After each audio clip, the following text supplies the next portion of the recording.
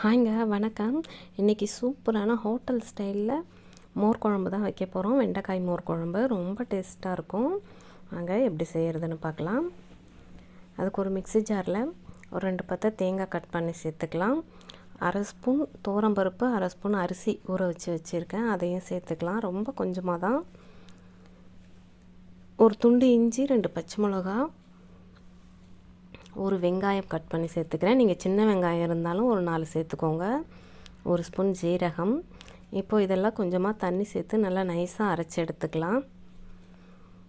இது தோட்டத்தில் விளைஞ்ச ஒரு 4 வெண்டைக்காய் தான் இருக்குது, அதை சேர்த்துக்கிறேன். நீங்கள் ஒரு 1/4 கிலோ அளவுக்கு சேர்த்திங்கன்னா தனியாக நல்லா எண்ணெய் விட்டு வறுத்துட்டு சேர்த்துக்கோங்க.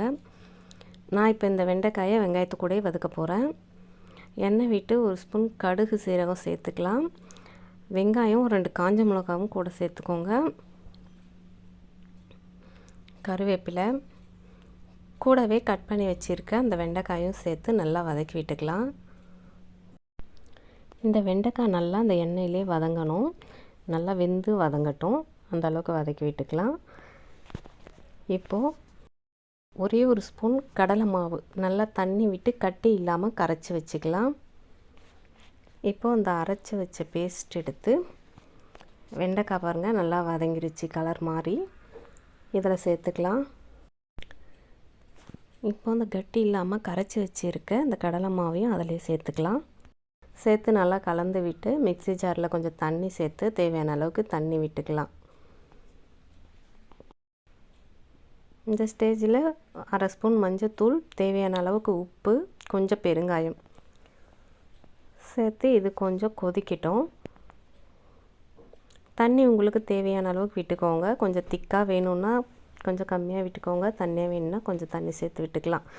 இப்போது 1/2 கப்பு தயிர் எடுத்து நல்லா கட்டி இல்லாமல் கரைச்சி வச்சுருக்கேன், கொஞ்சம் தண்ணி சேர்த்து. பாருங்கள், இது நம்ம அப்படியே கூட சாப்பிட்லாம். இப்போ நம்மக்கிட்ட தயிர் இல்லை, மோர் இல்லை அப்படின்னா இதை அப்படியே சாதத்தில் விட்டு சாப்பிட்டாலும் சூப்பராக இருக்கும். நான் கூட கொஞ்சம் இப்போ தயிர் சேர்த்துக்கிறேன். உங்களுக்கு புளிப்பு பிடிக்கும் அப்படின்னா கொஞ்சம் நல்லா தயிரை புளிக்க வச்சு சேர்த்துக்கோங்க, அதுவும் ரொம்ப நல்லாயிருக்கும். நான் நார்மல் தயிர் தான் எடுத்திருக்கேன். இப்போது லேசாக பொங்கி வந்ததும் பொடியாக கட் பண்ண கொத்தமல்லி தழையை தூவி ஆஃப் பண்ணிட வேண்டியது தான். ரொம்ப டேஸ்ட்டாக இருந்தது. நீங்களும் செய்து சாப்பிட்டு பார்த்துட்டு எப்படி இருக்குன்னு கமெண்ட் பண்ணுங்கள். தேங்க்யூ.